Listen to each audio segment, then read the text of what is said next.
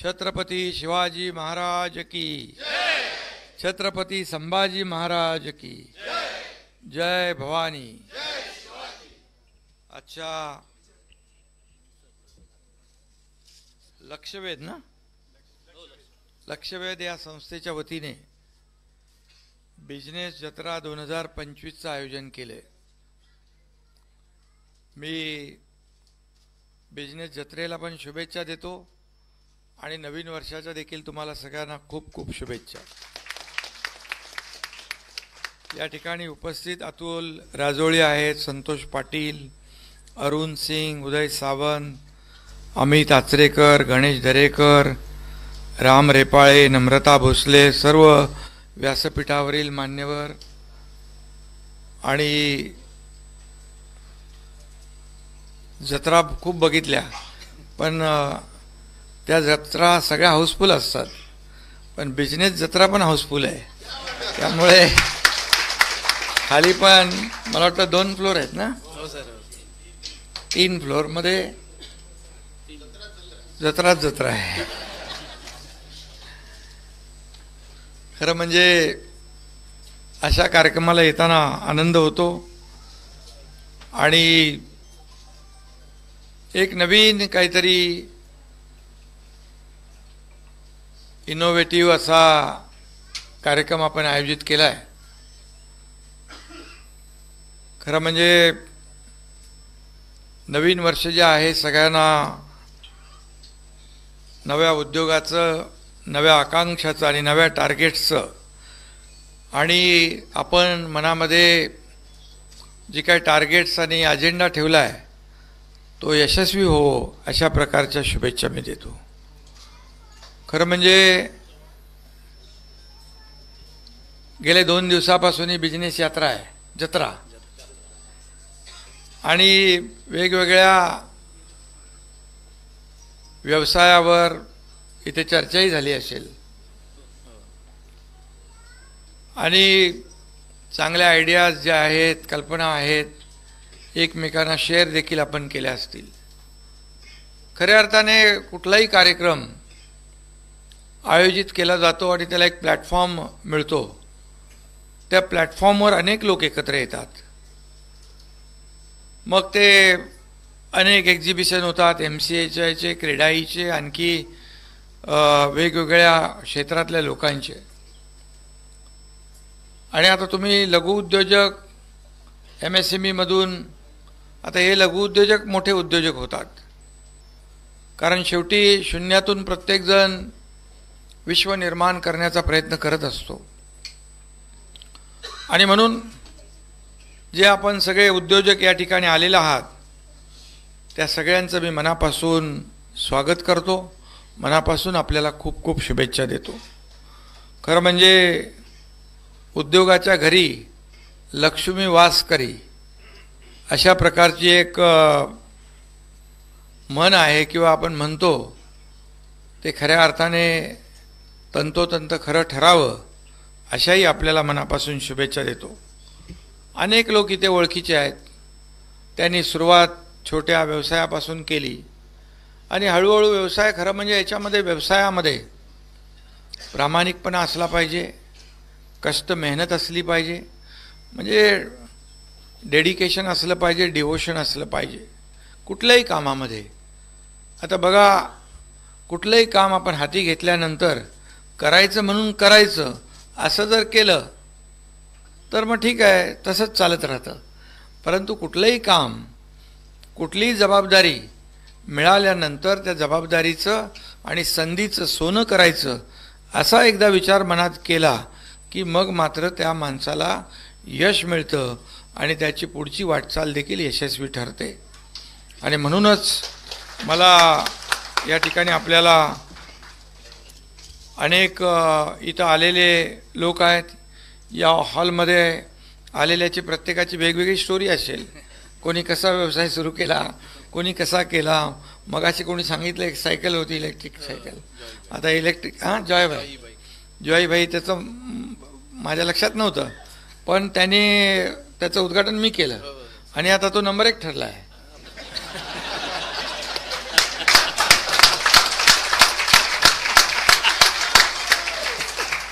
त्यामुळे ठाण्यात देखील मला अनेक व्यापारी उद्घाटनाला बोलवतात आणि पुन्हा वर्षा 2 वर्षात दुसऱ्या दुकानाच्या उद्घाटनाला बोलवतात.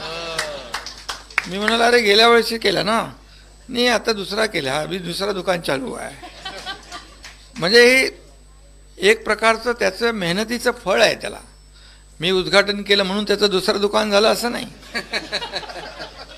आता मग मी रॉयल्टी मागितली असते.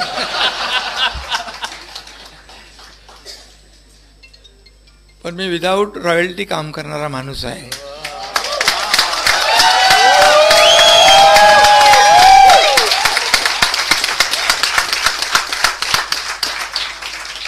खरं म्हणजे आपल्या सगळ्यांना माहीत आहे, गेले 2.5 वर्ष या राज्यामध्ये काम करत असताना सर्व सेक्टरसाठी आम्ही निर्णय घेतले. अगदी मी तसा शेतकरी कुटुंबातून आलो आहे आणि एका शेतकऱ्याचा मुलगा या राज्याचा मुख्यमंत्री होतो याचा आनंद सगळ्यांनाच झाला आणि त्यामध्ये मग सर्वांनाच आपल्याला न्याय द्यायचा आहे. मग शेतकरी, कष्टकरी, कामगार, उद्योगपती, छोटे उद्योगपती आणि सगळ्यात मोठा सेक्टर होता लाडक्या बहीण, मुख्यमंत्री माझी लाडकी बहीण योजना. लाडका भाऊ पण केला आम्ही. कारण आतापर्यंत तुम्हाला सांगतो, कुठल्याही राज्यात प्रशिक्षण भत्ता स्टायपंड कधी दिला नव्हता. म्हणजे 12वी त्यांना आम्ही प्रोत्साहन दिलं. 12वी डिप्लोमा आणि डिग्री केलेल्या लोकांना 6,000, 8,000, 10,000 रुपये स्टायपंड. 10 लाख मुलांचं टार्गेट केलं, मुलींचं आणि मुलांचं. याच्या मागचा उद्देश एवढाच की त्यामधून त्यांनी ट्रेनिंग घ्यावं आणि तुमच्यासारखे उद्योजक येतात त्यांना ट्रेंड मॅनपॉवर मिळावी, अशा प्रकारचं स्किल्ड मॅनपॉवर मिळावी. कारण शेवटी आता आपलं राज्य जे आहे हे इंडस्ट्री फ्रेंडली स्टेट झालेलं आहे. मी आपल्याला अभिमानाने सांगतो, मी जेव्हा मुख्यमंत्री झाल्यानंतर दावोसला गेलो होतो वर्ल्ड इकॉनॉमिक फोरममध्ये स्वित्झर्लंडला. त्यावेळेस तर सुरुवात होती आमची आणि मला आठवतं आहे की आपल्या महाराष्ट्र पॅव्हेलियनमध्ये एवढी गर्दी व्हायची की खूप वेगवेगळ्या देशाचे प्रमुख आम्हाला भेटायला आले, उद्योजक आले आणि आपल्याबरोबर MOU साईन केले त्यांनी. मला वाटलं नव्हतं की एवढा रिस्पॉन्स मिळेल, कारण आपलं तर नवीन सरकार, त्यांना काय माहिती कधी सरकार इकडे बदलते, कधी जाते, नवीन येते. पण कारण तसं मीच टांगापलटी करून नवीन सरकार आणलं. कारण ते गरजेचं होतं. ते लॉकडाऊन सरकार होतं. उद्योग बंद, दुकान बंद, मकान बंद, मंदिरं बंद, सण बंद, उत्सव बंद, सब बंद. सब बंद रहेगा तो चलेगा कैसे? कोविड करून चालत नाही. आणि म्हणून सरकार बदलणं गरजेचं होतं, जे सर्वसामान्यांच्या मनातलं सरकार. खरं म्हणजे एका विचारधारेचं सरकार आवश्यक होतं आणि देशामध्ये मोदीजींच्या नेतृत्वाखाली देश पुढे जात होता.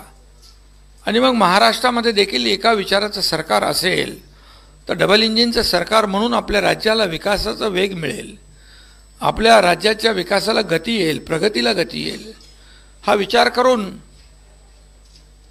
तसं काम फार कठीण होतं. ते आठवले दिवस तरी सुद्धा, कारण शेवटी चालू सरकार म्हणजे अस्तित्वात असलेलं सरकार आणि आम्ही मंत्री होतो. मंत्री सरकारमधून पाय उतार होऊन विरुद्ध दिशेकडे जाताना कधी तुम्ही पाहिले? एक नगरसेवक काय ग्रामपंचायतचं सरपंच पण सत्ता सोडत नाही, पण आम्ही सत्ता सोडली. विचारधारेसाठी आणि या राज्याच्या विकासासाठी, या राज्यातल्या सर्वसामान्य लोकांना न्याय देण्यासाठी सरकार बनवलं. आणि मला आठवतं आहे 2.5 वर्षात एकही सुट्टी न घेणारा हा मुख्यमंत्री.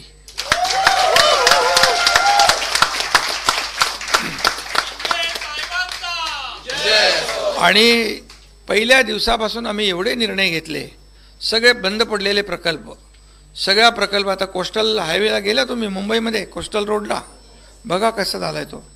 अटल सेतू MTHL बघा, नागपूर मुंबईहून कोण येत असेल इथे ते समृद्धी महामार्ग बघा, पुण्याचं आता मुंबई पुणे एक्सप्रेस आपण त्याचं टनेल करतोय, मिसिंग लिंक करतोय. जगातला, तुम्हाला माहीत नसेल, जगातला सगळ्यात रुंद टनेल आपण करतोय, जगातलं सगळ्यात.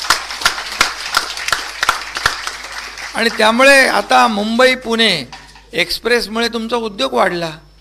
IT सेक्टर आलं, ऑटोमोबाईल हब आलं, सर्व्हिस इंडस्ट्री आली, रिअल इस्टेट बूम झाली, सगळं झालं. आणि इंडस्ट्रीवर डिपेंड असणारे छोटे मोठे उद्योग खूप असतात आणि हजारो लाखो लोकांना त्याच्यामध्ये रोजगार मिळतो. आणि दावोसला गेल्यानंतर मला वाटलं नाही, मगाशी ते विसरलो मी सांगायला, पण पहिल्याच दावोसच्या मीटिंगमध्ये 2 लाख कोटीचे MOU साईन झाले. त्याचं 70 to 80% एक्झिक्युशन झालं.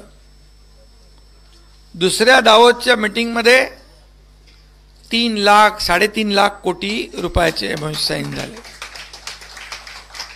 आणि त्याची सुरुवातही झाली. उद्योगमंत्री इकडे येऊन गेले असतील, त्यांनी त्याची लोक म्हणाले तुमचे सगळे उद्योग पळाले, उद्योग पळाले, उद्योग पळाले. आता त्यांनी श्वेतपत्रिका काढली. केंद्र शासनाने FDI मध्ये आपण पुढेच आहोत. आणि जेव्हा आपलं सरकार नव्हतं महायुतीचं, त्यावेळेस नंबर 3ला आपण होतो. कर्नाटक, गुजरात पुढं होतं. जसं मुख्यमंत्री मी झालो 6 महिन्यामध्ये, मला अभिमान आहे, मी, देवेंद्रजी, आम्ही टीमने, अजितदादा, पहिल्या नंबरवर परत आणला आम्ही महाराष्ट्र.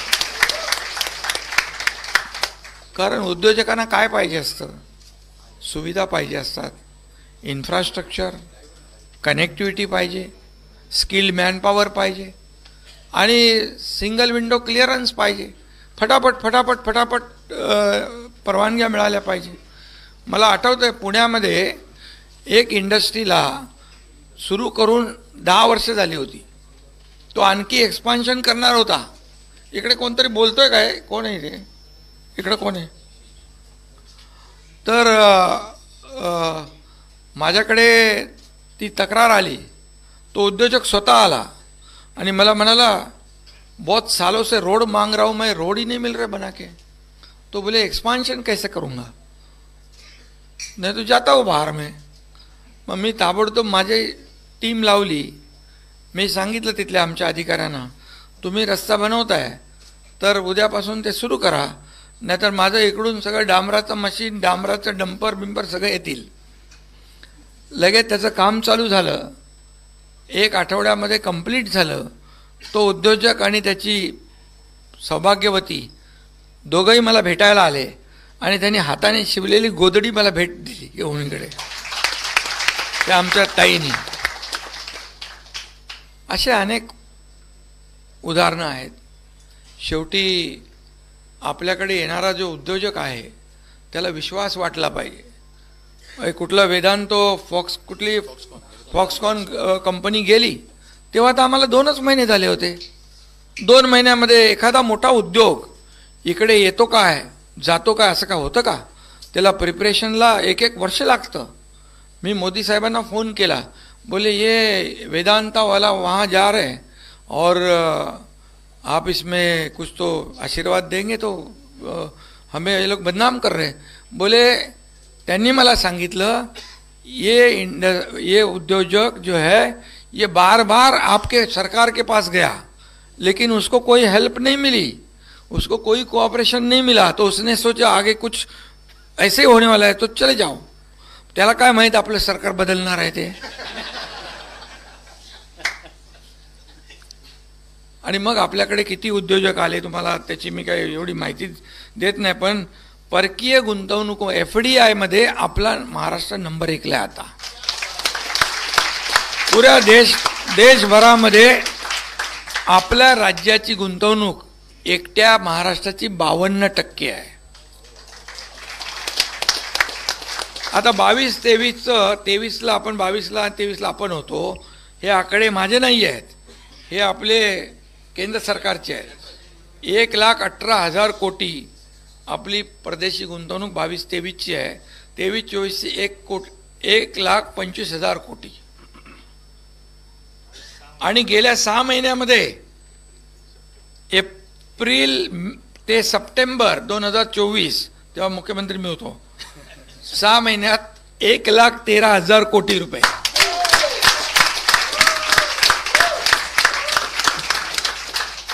त्यामुळे इकडे पळाले तिकडे पळाले अगोदर पळाले, कारण तेव्हा विचारायला जायचं, आले की माझं काय. आता आम्ही विचारतो तुमचं काय, तुम्हाला काय पाहिजे, तुम्हाला काय मदत पाहिजे ती सांगा आम्हाला.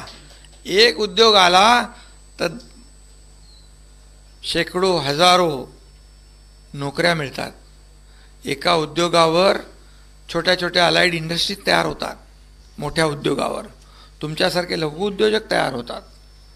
आणि त्यामुळे उद्योग हा फार महत्त्वाचा भाग आपल्या राज्य सरकारचा आहे. आणि म्हणून मी उद्योग मंत्र्यांना देखील सांगितलेलं आहे की 2.5 वर्ष काय गेले ती मागची सोडा, पण यापुढे एकही उद्योग आपल्या महाराष्ट्रातून दुसरीकडे जाणार नाही याची काळजी घ्यायची तुमचं काम. नाहीतर त्यांना हेही सांगितलंय, असं झालं तर तुमची काळजी मी घेणार. मी रोकटोक सांगितलेलं आहे सगळ्या मंत्र्यांना. त्यामुळे 2.5 वर्ष आपण ठीक आहे, आपल्याबरोबर आले सगळेजण, 2.5 वर्ष धाडस केलं, 2.5 वर्ष आपण चला. पण आता मात्र एकही दिवस आपल्या राज्याचा विकास आणि प्रगती याच्याशिवाय दुसरा विचार बिलकुल नाही. आता देवेंद्रजी आमची टीम, देवेंद्रजी मुख्यमंत्री आहेत, आम्ही त्यांची टीम आहोत. मी मुख्यमंत्री होतो त्यावेळेस आमची टीम होती, आताही आमची टीम आहे. आणि टीम या राज्याला पुढे घेऊन जाईन. आणि तुम्हाला एवढंच मी सांगतो की तुमच्या माध्यमातून अनेक उद्योजक तयार करा.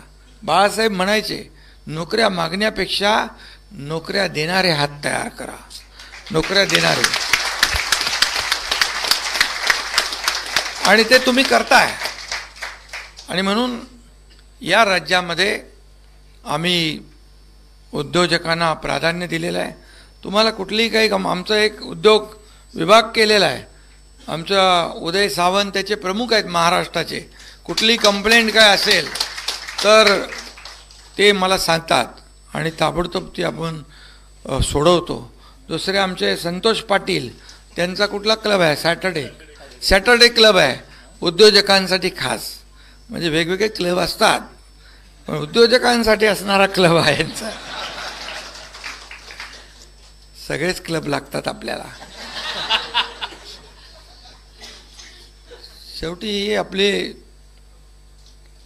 जे काय प्रत्येक वेगवेगळ्या क्षेत्रातला माणूस असतो आणि माणसाला आपल्या आपल्या आवडीनिवडीनुसार आपलं क्षेत्र निवडायचं असतं आणि त्याच्यात यश मिळवायचं असतं. त्यामुळे खऱ्या अर्थाने मी एकच सांगतो तुम्हाला की मगाशी कोणीतरी सांगितलं एकजूट काय, उद्योजकांची एकजूट, संधींची लयलूट. उद्योजकांची एकजूट आणि संधींची लयलूट. बरोबर आहे. एकमेका सहाय्य करू अवघे धरू सुपंथ, अवघे हो श्रीमंत. चालेल तसं घ्या. कारण शेवटी एक माणूस श्रीमंत झाला तर त्याच्या मागे 10 लोक काम करतात. 10 लोकांचं कुटुंब असतं, त्याच्यात आणखी 5-5 लोक पकडले तर ते 50 लोक होतात. आणि म्हणून आता आम्ही उद्योजकांना, MSMEला, मोठ्या उद्योजकांना जे काही प्राधान्य देण्याचं काम करतो आहे. कारण आदरणीय मोदी साहेबांनी जो काय विकसित भारत 2047 आणि $5 ट्रिलियन जे आत्ताचं त्यांचा गोल आहे, त्या $5 ट्रिलियन आपली महाराष्ट्राची $1 ट्रिलियन इकॉनॉमीचं आपला गोल आहे. आता नीती आयोग आला होता. नीती आयोगाने म्हटलंय एकाच्या कुठे मागे लागता तुम्ही, तुमचं फक्त मुंबई आणि MMRमध्ये $1.5 ट्रिलियन पोटेन्शियल आहे. फक्त मुंबई आणि मुंबई MMRमध्ये. रेस्ट ऑफ महाराष्ट्र वेगळा आहे आणखी. त्यामुळे आपण आज कनेक्टिव्हिटीला महत्त्व देतो आहे. एअर कनेक्टिव्हिटी असेल, रोड कनेक्टिव्हिटी असेल, रेल कनेक्टिव्हिटी, वॉटर कनेक्टिव्हिटी, आपण पोर्ट बांधतो आहे, मोठे रस्ते करतो आहे. आज नागपूर मुंबई जर आपण पाहिलं 20 तास 22 तास अंतर कापायला लागायचं. आज 7 ते 8 तासामध्ये नागपूरचा माणूस मुंबईत, मुंबईचा माणूस नागपूरला. आता तिथं मी एकदा पहिला गेलो होतो सुरुवातीला, जिथून नागपूर मुंबई सुरू होते. एक काळं कुत्रं दिसत होतं. आता मल्टीनॅशनल कंपन्या आल्या, उद्योग आले, कारण अंतर त्यांचा प्रवास जो आहे, शेवटी वेळ वाचला पाहिजे, इंधन वाचलं पाहिजे. आणि या सगळ्या गोष्टी आज अटल सेतूला तुम्ही गेला असाल कोण? अटल सेतूने गेले ना, 1 तास 1.5 तास लागायचा, आता 20 मिनिटात अटल सेतू पार. आणि आम्ही पर्यावरण पूरक करतो, म्हणजे पर्यावरणाचाही समतोल राखतो आम्ही. याचं उदाहरण तुम्हाला मी देतो. तुम्हाला तिथं फ्लेमिंगो होते, फ्लेमिंगो सगळे पर्यावरणचे जे आपले NGOज आहेत ते म्हणाले अटल सेतू झाला की तुमचं हे फ्लेमिंगो इथून जातील, पर्यावरणाचा ऱ्हास होईल. मी त्या खात्याचा मंत्री होतो. मी सांगितलं आमच्या अधिकाऱ्यांना, काही वाटेल ते झालं तरी फ्लेमिंगो कमी होता कामा नये. काही जी टेक्नॉलॉजी वापरायची तिला वापरा. मग त्यांनी स्पेशल टेक्नॉलॉजी वापरली, रिव्हर्स सर्क्युलेशन ड्रिलचा वापर केला. आणि जे आपण नॉईज बॅरियर नंतर लावतो ते कामाच्या वेळेस लावले. तुम्हाला मी सांगतो, NGOचाच रिपोर्ट आहे, फ्लेमिंगोमध्ये वाढ झाली, कमी झाली नाही. म्हणजे उद्योग किंवा प्रकल्प करत असताना पर्यावरणाचा देखील समतोल राखला पाहिजे. नाही तर आपल्याला माहीत आहे ग्लोबल वॉर्मिंग, क्लायमेट चेंज, कधी पाऊस पडतो, कधी उन्हाळा होतो, कधी काय होतं. आता बघताय आपण सगळे. एकीकडे आपल्या महाराष्ट्रात दुष्काळाला फेस करतो आपण, आणि दुसरीकडे अतिवृष्टीला फेस करतो, गारपीट आहे. आणि म्हणून या ठिकाणी तुम्हाला एवढंच सांगतो की उद्योग क्षेत्रामध्ये तुम्ही अशा प्लॅटफॉर्मच्या माध्यमातून एकत्र आलात तर नक्कीच या महाराष्ट्राचं कल्याण होईल. मी दावोसला गेलो होतो त्यावेळेस सकाळी पहाटे तिकडे 6 का 7 वाजले होते, पण तुम्हाला माहीत आहे तिकडे बर्फ असतो.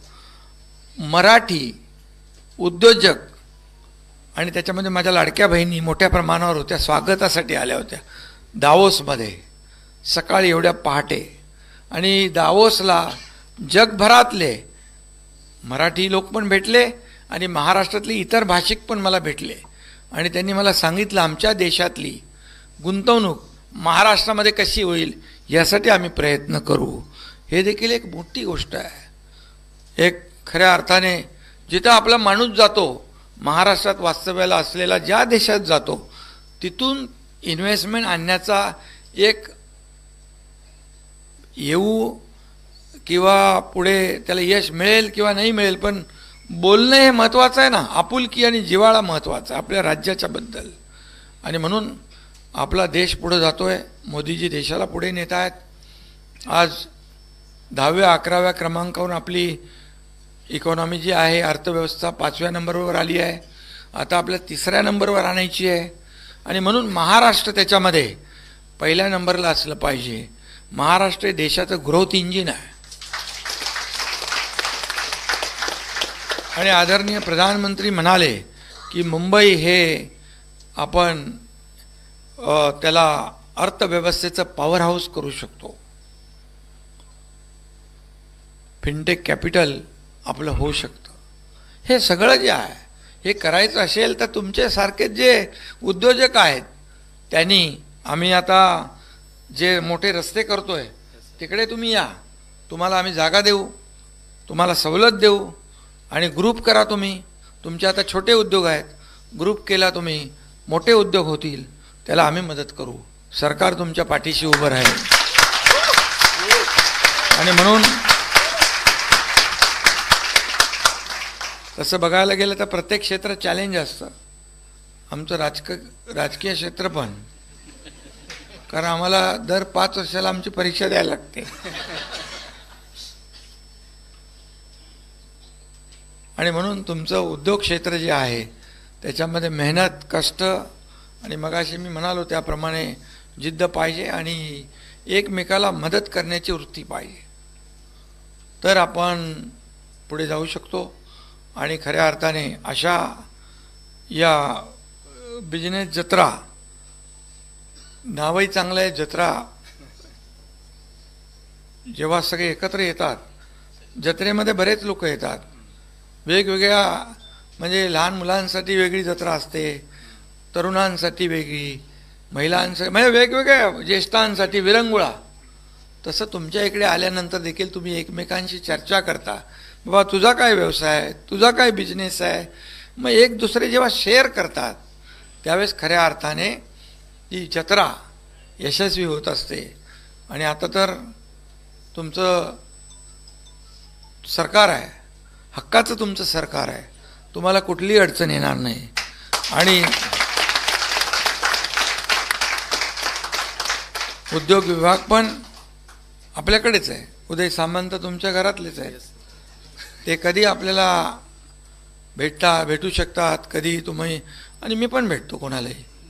म्हणजे मी नेहमी सांगतो, CM म्हणजे CM, मी होतो तेव्हा म्हणायचो CM म्हणजे लोक म्हणतात चीफ मिनिस्टर, मी म्हणतो CM म्हणजे कॉमन मॅन. आणि कॉमन मॅन म्हटल्यानंतर कॉमन मॅनमध्ये जाताना अडचण येत नाही, प्रोटोकॉल येत नाही, सगळं बाजूला राहतं. आणि आता मी DCM आहे, आता डेडिकेटेड टू कॉमन मॅन.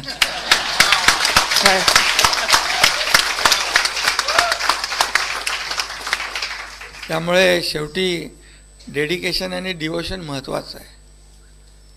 आणि तुम्हाला खूप खूप शुभेच्छा देतो आयोजकांना, सगळ्या हातून तुम्हाला शुभेच्छा, खूप सर्व उद्योजकांना शुभेच्छा. आणि मी तुमच्या या कार्यक्रमाला आलेलो आहे, पुढच्या वर्षी नक्की एकेकाचा उद्योग दुप्पट झालेला असला पाहिजे.